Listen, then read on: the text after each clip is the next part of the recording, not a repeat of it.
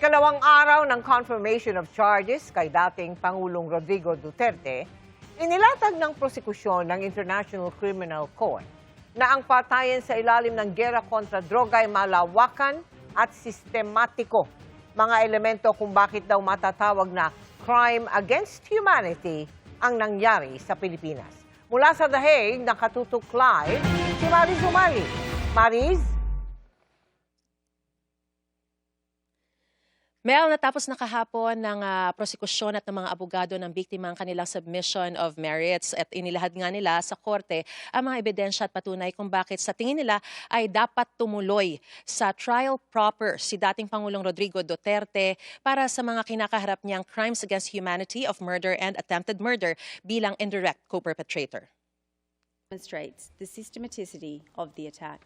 Kabilang sa mga ipinunto ng prosekusyon kahapon sa ICC ang pagiging malawakan at sistematiko ng mga pagpatay sa drug war na may pattern umano. Giit ng prosekusyon, ikinasa ito sa tulong ng National Network alinsunod sa isang government policy. At ang mga nagpatupad binayaran, tiniyak na di paparusahan at pinangakuan ng promotion. Police and those working with them were often paid reward money per kill. Your Honours, these killings were not random. Targets were pre-identified, listed, and then subject to operations based on that list. Para patunayan ang kanilang punto, binasa o ipinapanood ng prosekusyon ng ilang pahayag o talumpati ni dating Pangulong Rodrigo Duterte. Giving you 48 hours. Pag nakita ko kayo, papatayin ko kayo dito. Binasa rin ang pahayag ng ilan nilang saksi, kasama ang ilang nagpakilalang miyembro ng Davao Death Squad sa Davao City na anilay kinabibilangan ng mga pulis, lokal na opisyal at sibilyan. This witness said that they personally killed hundreds of people. They described their job as the DDS as being, quote, just to kill small criminals, petty criminals. Out of the almost 300 people that I have killed, I never actually got to kill a drug lord. Para patunayang ginawang nationwide ang dating operasyon lang sa Davao City, ipinakita nila ang memorandum circular ni Bato de la Rosa na inilabas sa unang araw ni Duterte sa palasyo na nagsaad na iniutos umano ni Duterte ang pag-neutralize sa mga kriminal. Kasama rin sa mga ebidensya ang accomplishment report ng PNP at PIDEA. The administration admitted that 3,967 drug personalities died in anti-drug operations in the first year and a half of Mr. Duterte's presidency. The Philippine Drug Enforcement Agency, or PDEA, admitted that 5,281 drug personalities died in anti-drug operations. These admissions corroborate the widespread nature of the attack. They show that thousands of individuals were killed. At para patunayang nationwide ang mga patayan, iminapa nila kung saan-saan ito naganap. Purple dots indicate an area with 1 to 10 killings, while yellow indicates 500 killings. This is how the killings progressed throughout the presidential period. Ipinaliwanag din ang sistema ng DDS operations. Pinaka-leader si Duterte, pero may mga co-perpetrators siya, tulad ni De La Rosa. May handler naman ang mga death squad members na karamihan ay mga pulis at mga hitman. Halos iisa lang din anilang kwento ng patayan. May informant na magtuturo sa target, na papatayin ng malapitan ng mga nakamotorsiklo.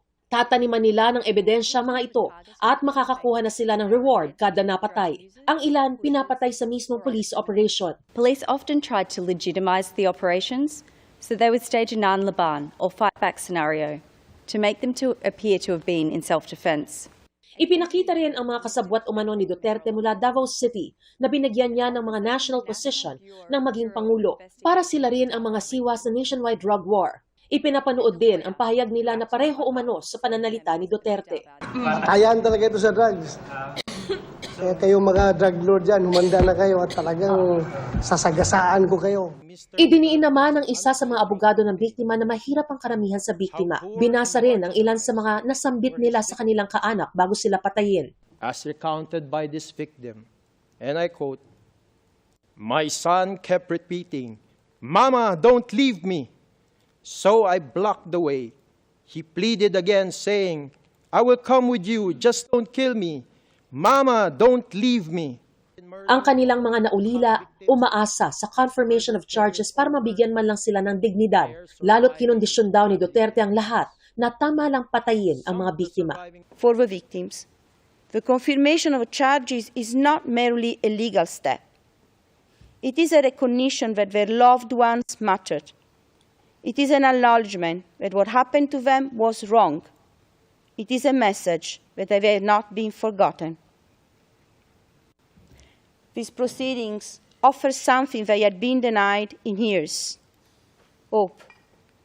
Hope that the truth will be established, that the one responsible will be held to account, that future generations will not endure the same suffering. Justice cannot restore their loved ones, but it can restore dignity. Justice can affirm humanity. Justice can help them begin to heal.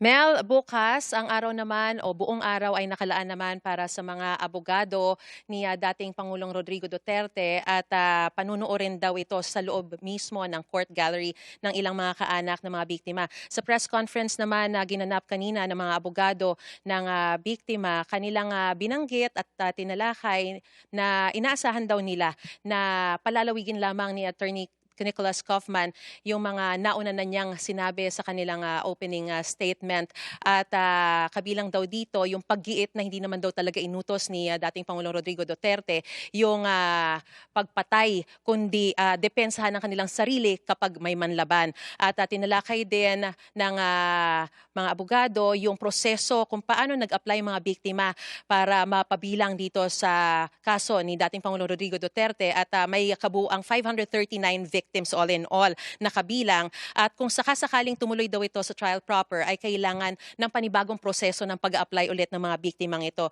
At sinabi rin ng mga abogado na kung anuman ang sasabihin bukas ng mga defense panel ay handa ang mga abogado ng biktima for rebuttal this coming Friday at si Attorney Gilbert Andres daw ang haharap para sa rebuttal na yan. Mel?